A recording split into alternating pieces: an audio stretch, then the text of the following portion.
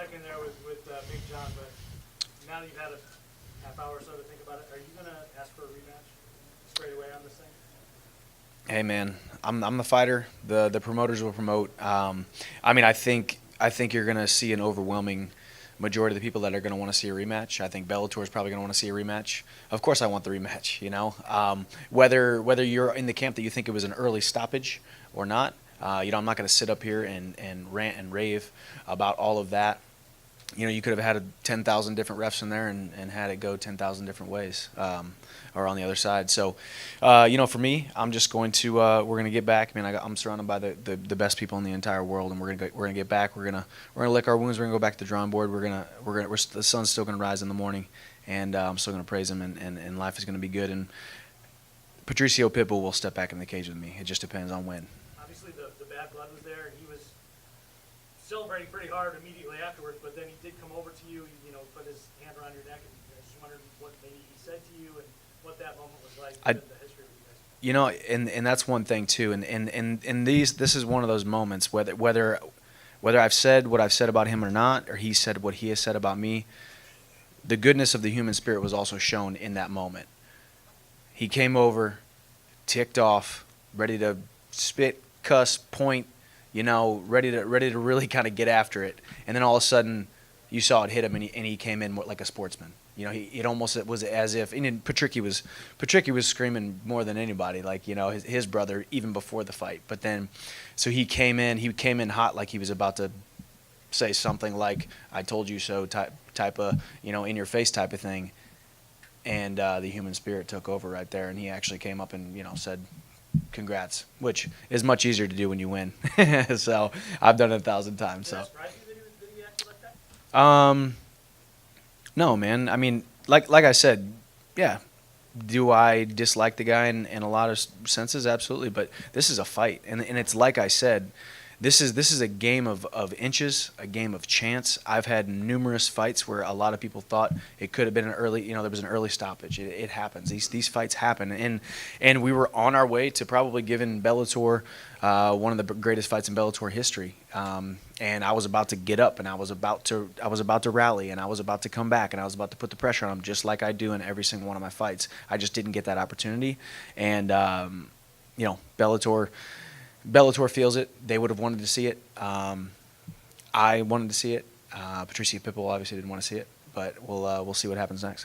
Did the referee say anything to you at all? I saw you guys kind of look at each other. No, he stuck his head in the sand and ran.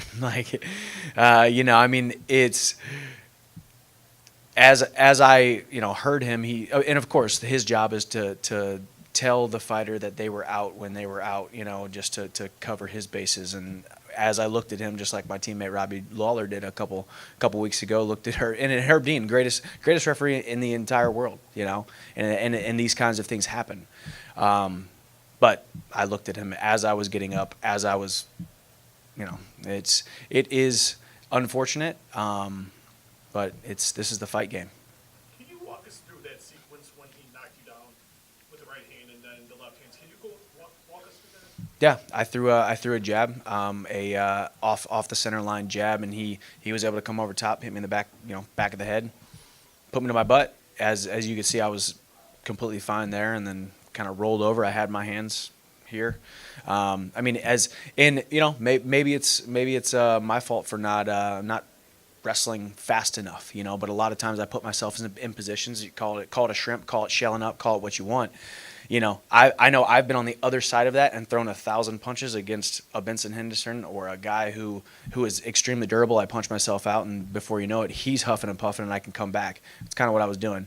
Little game of possum, little game of whatever. Did I get hit? Absolutely. But was I out? Absolutely not. So it's one of those things where we enjoy the fight game, and we love it for its blessings, and we love it for its curses as well. Given these circumstances, you seem to be taking this loss pretty well. You're smiling, you're laughing a bit. Can you talk about why that's the case? I've always said, and it sounds so cliche, but this sport does not define me. This sport is not who I am.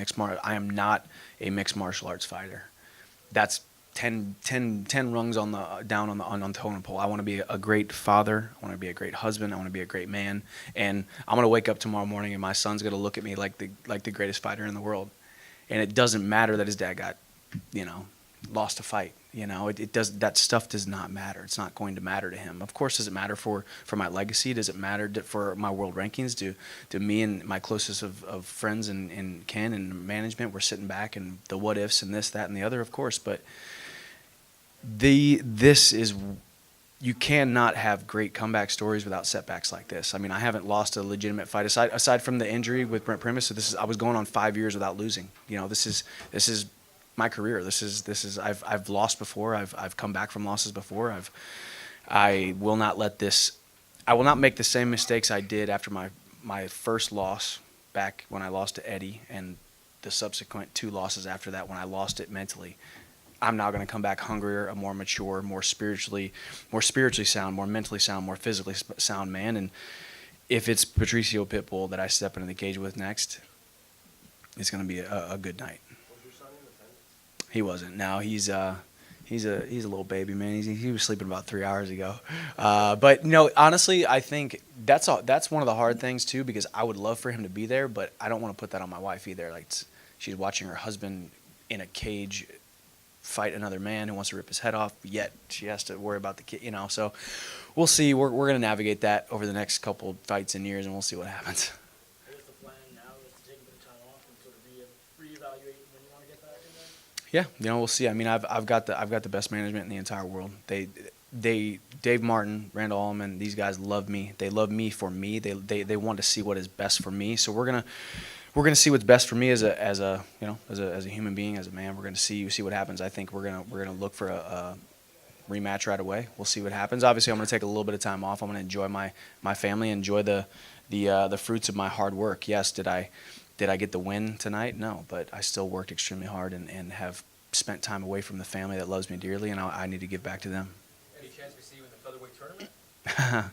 Man, I would love to be able to say that I can make 145, but it's that's not in the cards, man. 155 I'm making easily because of 12 weeks of discipline. So I'd need to shrink and lose about actually like 17.4 pounds of muscle. I've already done all the calculations and all that kind of stuff. So I don't want to do that. I will be a smaller, too small. Would you like to, obviously, I think someone was explaining earlier it's 90 days mandatory for sparring. Mm-hmm. Whether it was a knockout or not, I suppose you can debate with medical people. Yeah, that was interesting too. They ruled it a knockout, which is Yeah, so it may be, you may be able to get that rescinded or whatever if Yeah. you feel already. So, would you like to rematch in August then, as soon as possible, if you're going to get the rematch? No. I mean, I don't. We'll see. We'll see what the timeline is. What is it, May? So June, July, August. No, I mean, I'm not gonna act like I didn't get hit tonight. I got hit.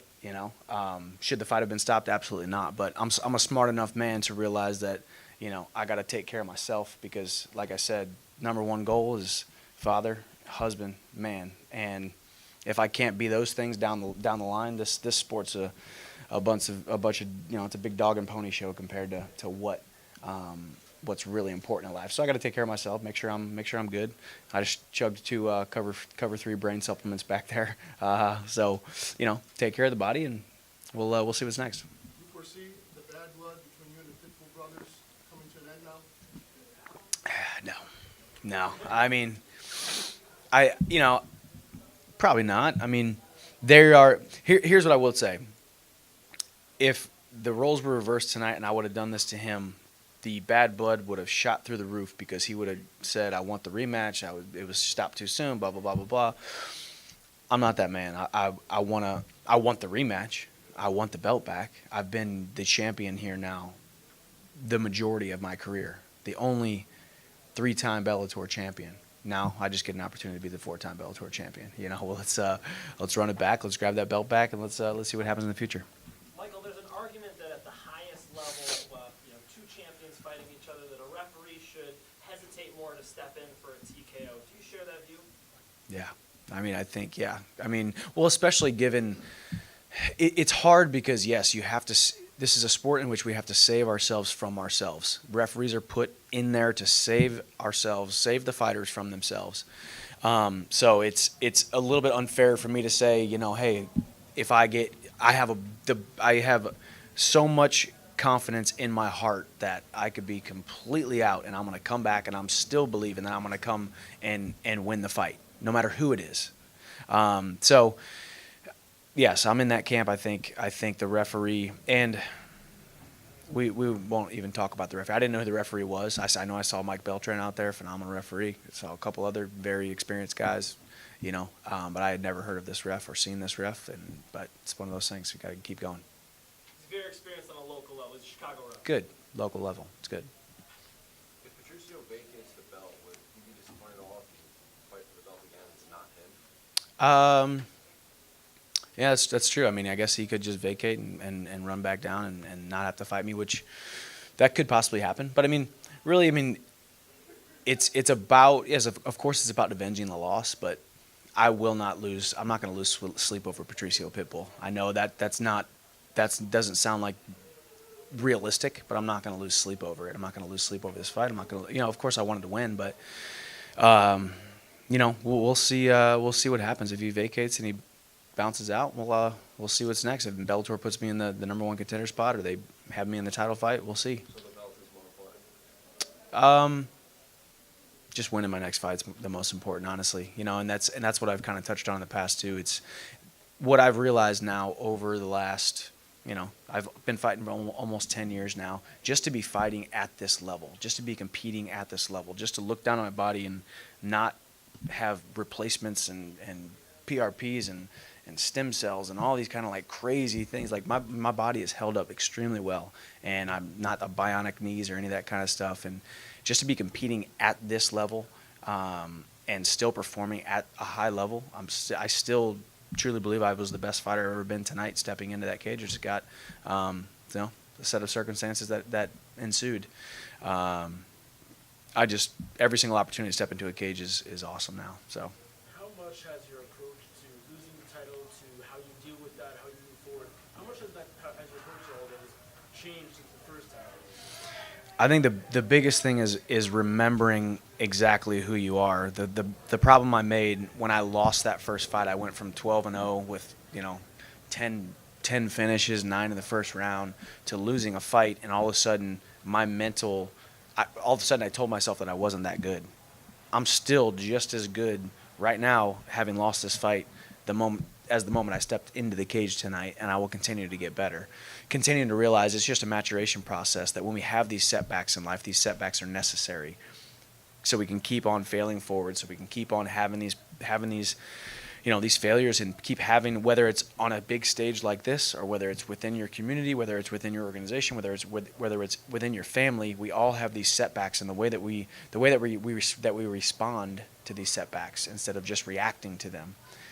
If we respond in a positive manner, in a way that we can continue to move forward, life is good. And I will continue to move forward from this, and you're going to see the best Michael Chandler moving forward.